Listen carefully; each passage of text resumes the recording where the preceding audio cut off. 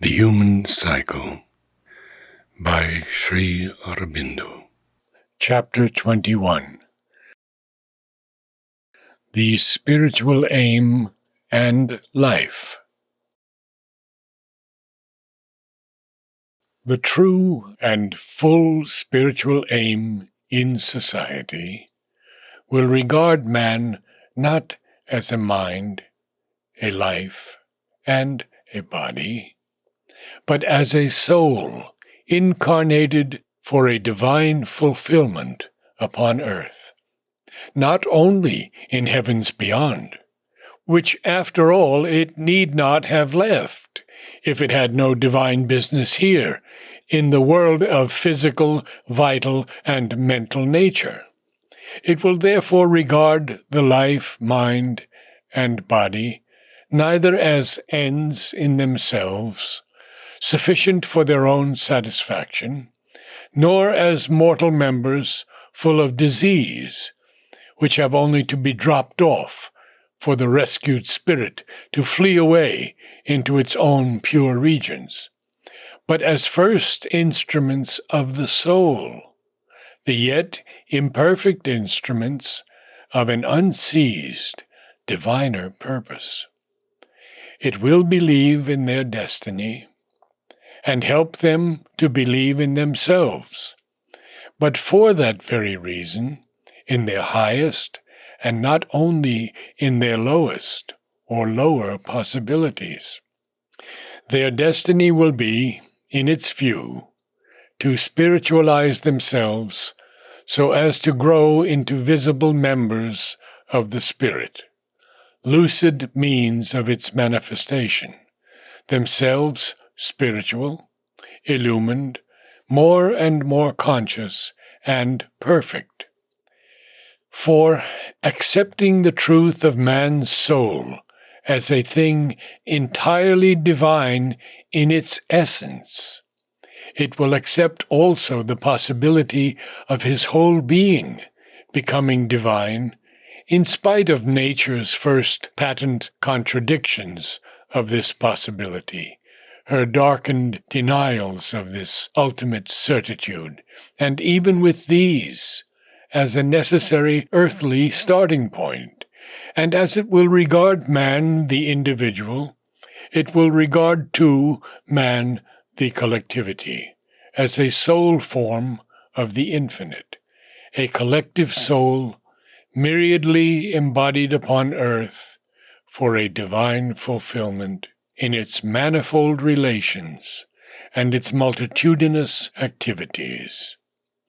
Therefore it will hold sacred all the different parts of man's life, which correspond to the parts of his being, all his physical, vital, dynamic, emotional, aesthetic, ethical, intellectual, psychic evolution, and see in them instruments for a growth towards a diviner living. It will regard every human society, nation, people, or other organic aggregate from the same standpoint, subsouls, as it were, means of a complex manifestation and self-fulfillment of the Spirit, the divine reality, the conscious infinite in man upon earth, the possible Godhead of man, because he is inwardly of one being with God, will be its one solitary creed and dogma. But it will not seek to enforce even this one uplifting dogma by any external compulsion upon the lower members of man's natural being, for that is nigraha, a repressive contraction of the nature, which may lead to an apparent suppression of the evil, but not to a real and healthy growth of the good. It will rather hold up this creed and ideal as a light and inspiration to all his members to grow into the Godhead from within themselves, to become freely divine. Neither in the individual nor in the society will it seek to imprison, wall in, repress, impoverish, but to let in the widest air and the highest light. A large liberty will be the law of a spiritual society, and the increase of freedom a sign of the growth of human society towards the possibility of true spiritualization. To spiritualize in this sense, a society of slaves, slaves of power, slaves of authority, slaves of custom, slaves of dogma, slaves of all sorts of imposed laws which they live under rather than live by them, slaves internally of their own weakness, ignorance, and passions, from whose worst effect they seek or need to be protected by another, and external slavery can never be a successful endeavor. They must shake off their fetters first, in order to be fit for a higher freedom.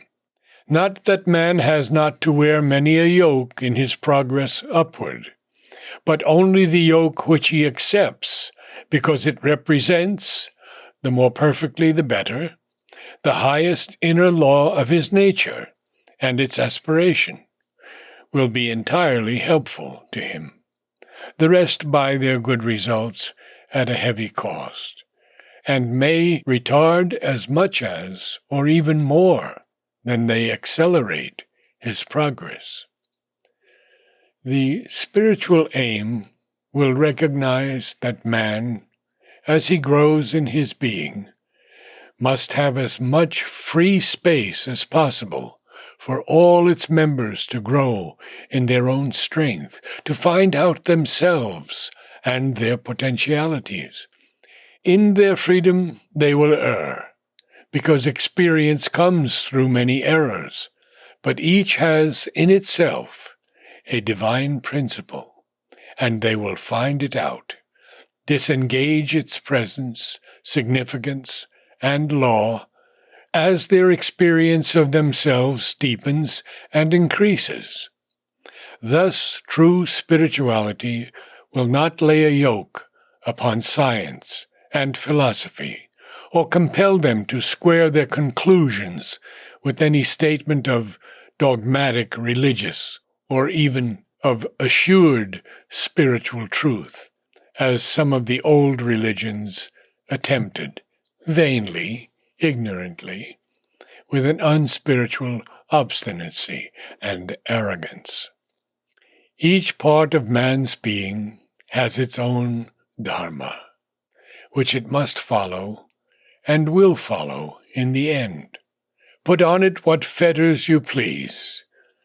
The dharma of science, thought, and philosophy is to seek for truth by the intellect dispassionately, without prepossession and prejudgment, with no other first propositions than the law of thought and observation itself imposes.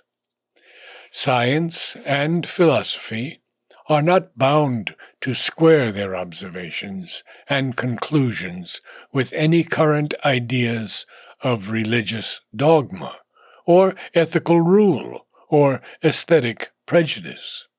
In the end, if left free in their action, they will find the unity of truth with good and beauty and God, and give these a greater meaning than any dogmatic religion, or any formal ethics, or any narrower aesthetic idea can give us. But meanwhile, they must be left free, even to deny God, and good, and beauty, if they will, if their sincere observation of things so points them.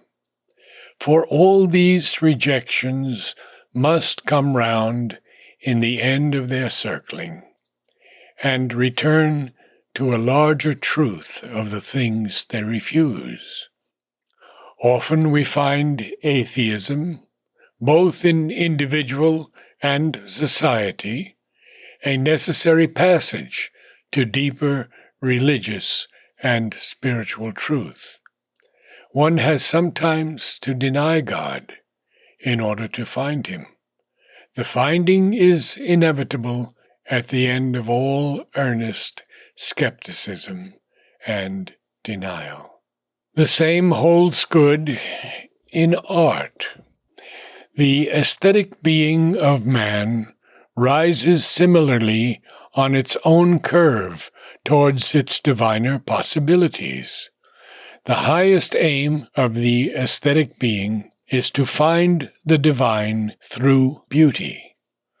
The highest art is that which, by an inspired use of significant and interpretive form, unseals the doors of the spirit. But in order that it may come to do this greatest thing largely and sincerely, it must first endeavor to see and depict man and nature and life for their own sake, in their own characteristic truth and beauty. For behind these first characters lies always the beauty of the divine in life and man and nature. And it is through their just transformation that what was at first veiled by them has to be revealed. The dogma that art must be religious or not be at all is a false dogma, just as is the claim that it must be subservient to ethics or utility or scientific truth or philosophic ideas.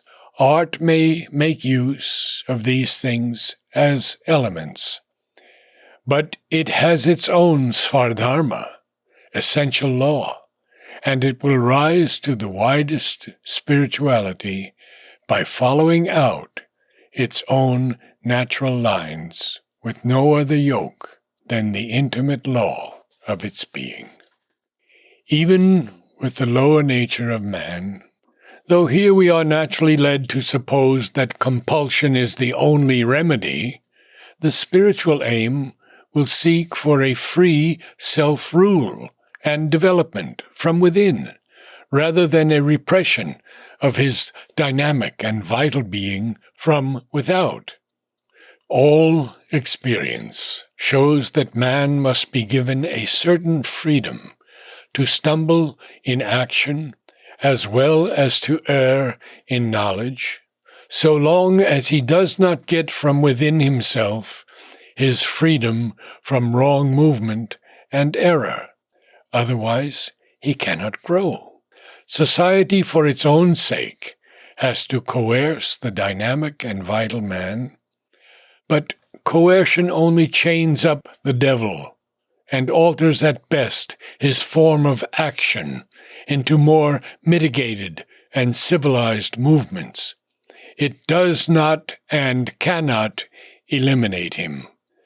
The real virtue of the dynamic and vital being, the life Purusha, can only come by his finding a higher law and spirit for his activity within himself, to give him that, to illuminate and transform and not to destroy his impulse, is the true spiritual means of regeneration.